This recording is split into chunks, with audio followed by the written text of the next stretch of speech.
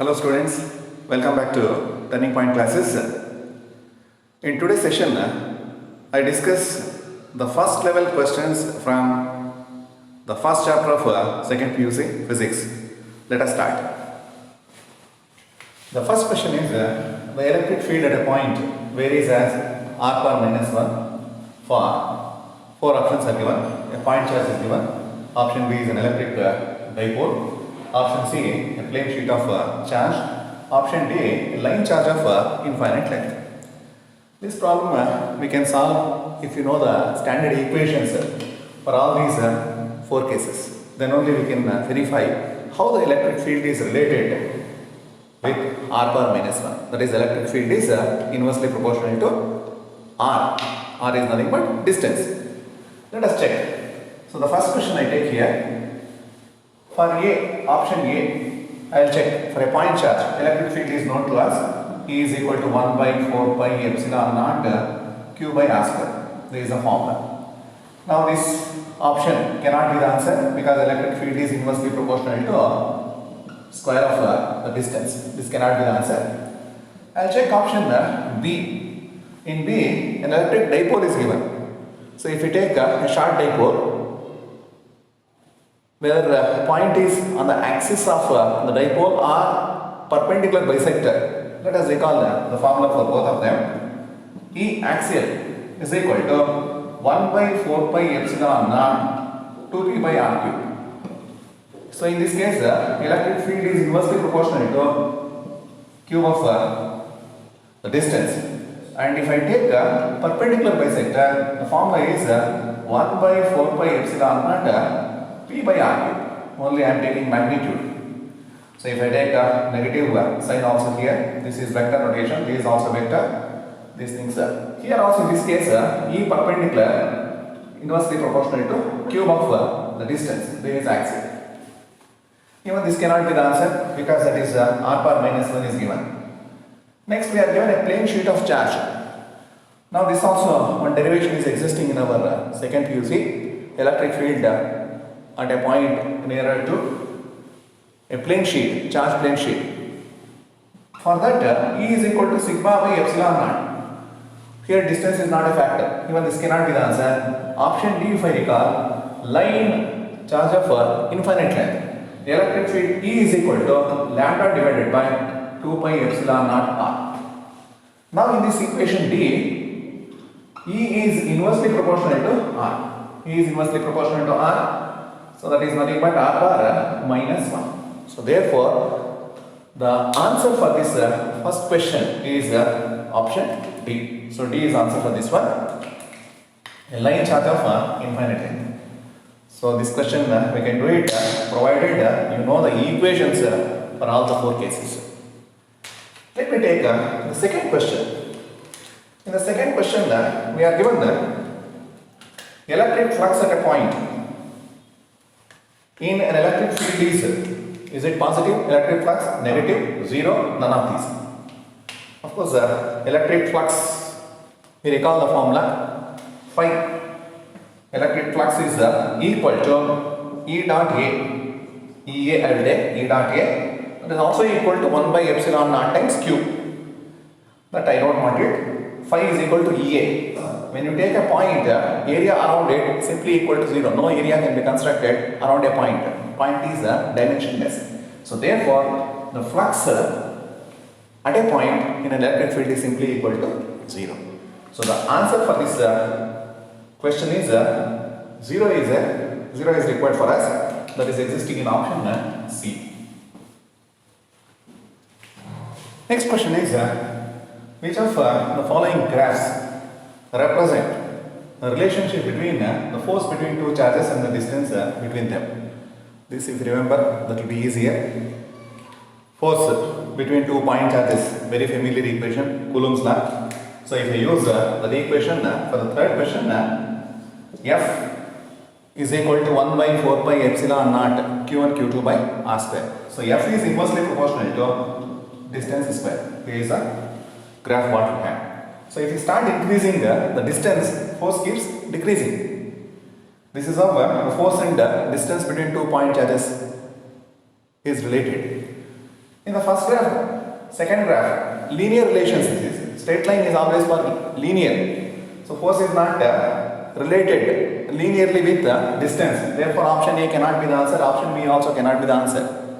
Option C, if you observe, as you start moving away from, as the if you observe, option C, as the distance is increased between the 2 point charges, force is also increasing. That is not the case. So the last option is the correct one. Better remember this question. Force between 2 point charges, how it is related with the distance between the 2 point charges. This relation, if you plot a graph, you will get a graph of this type. Option D is answer. Let me take the next question, fourth one. The fourth one, first recall the equation for electric field. The equation for electric field in case of a spherical shell, E is equal to 0 if the distance of the point R less than radius of the shell. For any point you take inside the spherical shell, we learnt electric field inside is simply equal to 0. E is equal to 1 by 4 pi epsilon naught Q by R square. Q by R square, this is valid, this equation is valid when R is greater than or equal to capital R. R is nothing but capital R is the radius of spherical shell. So if radius of the spherical shell is taken as capital R, the electric field on the shell is 1 by 4 pi epsilon naught Q by capital R square. If I recall these two equations, first graph fits for these two conditions. If you go from the center of the sphere, center of spherical shell to radius, electric field is simply 0. From R to distance R, whatever the distance you take from R onwards, R and above, electric field is decreasing inversely. So if you observe this equation, E is inversely related with distance square. This one is similar to the previous question. F is inversely proportional to R square. Here E is inversely proportional to R square. Therefore, option A is the answer. So option A is answer for fourth question. Let me check option B. Option B cannot be the answer if you take R is equal to 0. That is when you take a point inside the spherical shell exactly at the center, electric field is so much is given. But that is not the case. So we learnt electric field inside a spherical shell is simply equal to 0. That is not applied here. If we take the next graph, see, electric field with the distance in case of a spherical shell remains constant. That is not the case. Option D, if you observe, electric field is increasing with the distance. That is what, as you take R value larger and larger value, electric field is also increasing. That is not the case. Therefore, the rest of the three options are wrong. Only the first one. And remember. The next question is, an uncharged sphere of metal is placed between two charged plates as shown in figure. The electric field lines look like. Let me discuss this question. If I take uncharged metal sphere placed between two charged plates, one is positively charged, another one is negatively charged. You might be knowing such plates exist in capacitor. Let us check what happens. If I place an uncharged sphere between oppositely charged plates, positive charge induce a negative charge and repel positive charge. So therefore, when you place an uncharged metal sphere inside two oppositely charged plates like this, immediately you find induced charges on this. So here you find negative charge, automatically this side positive charge. That means half of the sphere has got negative charge, remaining half has got positive charge. Now we learnt in electric field lines, the field lines start from positive charge, end at negative charge. This is what we learnt. Just apply that here. Positive charge to negative charge. Field lines are curved here. Curved field lines. This is what we have. Again, from this positive charge to negatively charged plate, you get field lines like this. And of course, from this positively charged plate to negatively charged plate, field lines are there. when you take two plates of this type, there is a bending of field lines at the edge of the plates. This we call it as a fringe effect. So bending will be there even in case of capacitor. This type of diagram exists here. Of course, inside, no electric field lines inside a charged conductor. This we learnt. So therefore, no electric field lines inside. This type of graph is available in option C. So therefore, the answer is option C. So I'll go for C for. Next question is a charged conductor B is kept inside another hollow conductor A. When a contact is established between B and A, then four options are given. This also we'll discuss here. Let me take two conductors.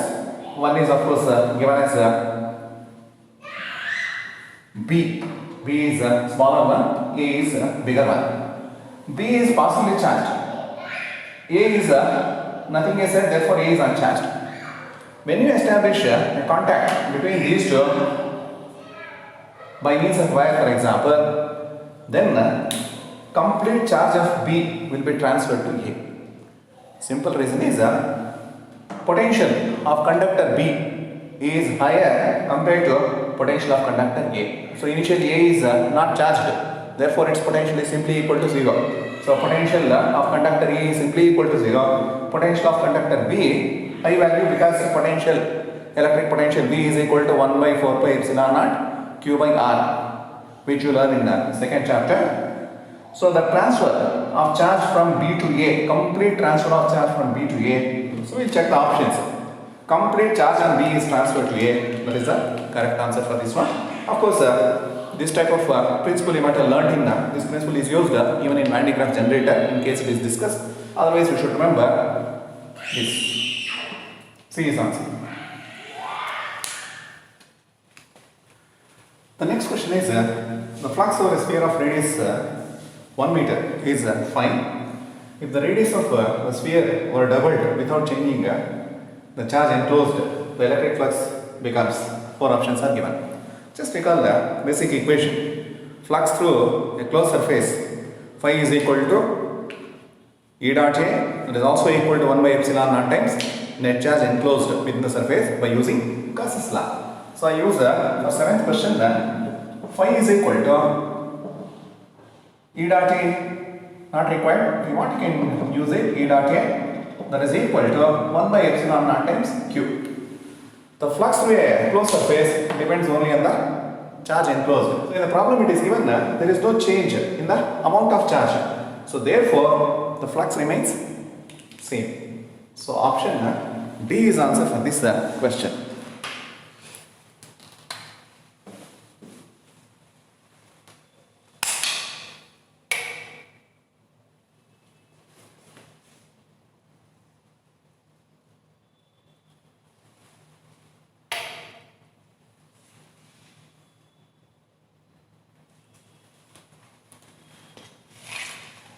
In the next question, the inward and outward flux from a closed surface are respectively, two values are given. The net charge inside the closed surface is, this we have to recall the same formula we will be using. So eighth one, if I take flux phi is equal to 1 by epsilon naught times net charge. So of course this is Q net. Now we are given in options negative sign, positive sign, etc. are given. Negative sign is given. So in the options we are given both negative sign as well as positive sign. One point we have to remember, outward flux is always taken as a positive. Outward flux is equal to a positive. Inward flux is taken as a negative. Inward flux is equal to negative value. If you apply this convention, so outward flux positive, that is emerging flux. Inward flux, incoming flux. The flux which enters a surface is taken as negative. If I use this sign convention, then in the problem it is given inward flux is 8 into 10 power 3. 8 into 10 power 3. This I have to take negative sign because it is incoming flux. And outgoing flux, outward flux is given as, so 4 into 10 power 3. That is the net flux. So here also I can use net flux emerging. So like net charge, use net flux minus 8 into 10 power 3. Negative sign because it is incoming flux or influx. Outflux is 4 into 10 power 3. This is the net flux. So incoming is taken as negative, outgoing is taken as positive. This is equal to 1 by epsilon naught times q. Simplify this. Minus 8 plus 4. Of course 10 power 3 you take it as common. So I get minus 4 into 10 power 3 is equal to q by epsilon naught. So if I simplify, transferring this epsilon naught to the other side, q is equal to minus 4 into 10 power 3 epsilon naught. So this is in the option A. So A is answered for this question. In the next question, number of electric field lines emanating or emerging from 1 coulomb of positive charge in vacuum is 4 options are given. In properties of electric field lines, we learnt the total number of electric field lines emerging from a surface or passing through a surface gives us the flux through the surface. If number of field lines crossing per unit area is taken, then it is electric field. So in this case, total number of electric field lines emerging from 1 coulomb of positive charge, that is nothing but electric flux emerging from this charge, positive charge, that we have to take it. So in ninth one, total electric flux, whatever is given, the number of electric field lines, that is nothing but flux itself. That flux phi is equal to 1 by epsilon naught times q. Use this formula. This is equal to 1 by epsilon naught value is very familiar to us. You have to remember, if it is not given, you should be able to recall it. Epsilon naught is 8.85 into 10 power minus 12. But I will take approximately 9 this is. This is 9 into 10 power minus 12.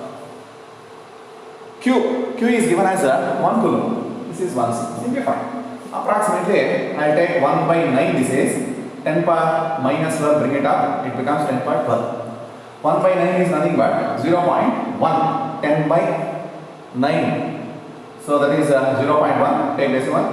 So 1 by 9 gives us 0.11 into 10 power 12. So if we simplify or adjust this 1.1 into 10 power 11 will get approximately, that is there in our option D. So D is answer for this question.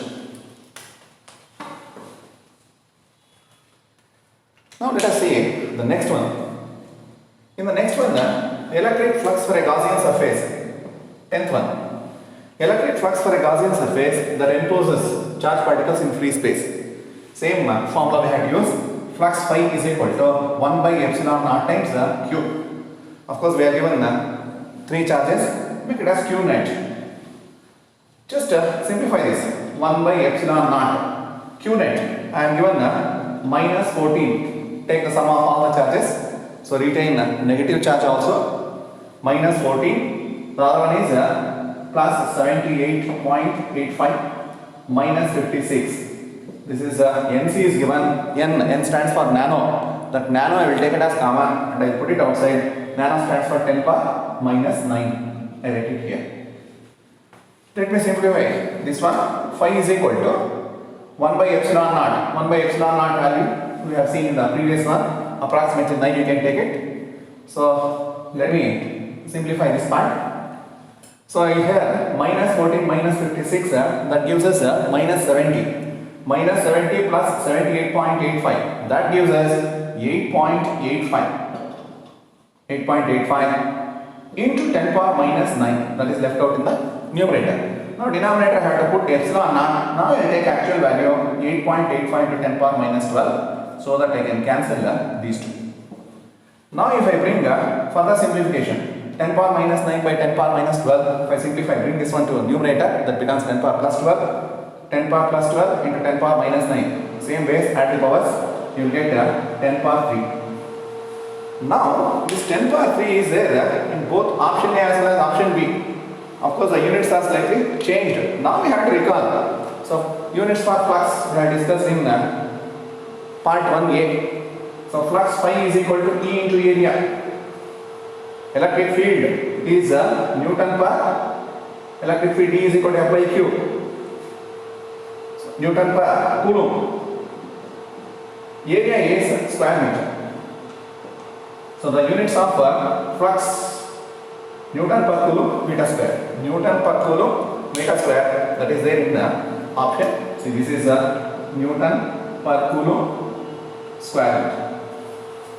So this exists in the option B. So B is the correct answer for this question. So I will come back to next session with a few more problems. So if you are not subscribed to the channel, subscribe to Turning Point Classes, share the video with your friends, like the videos. God bless you.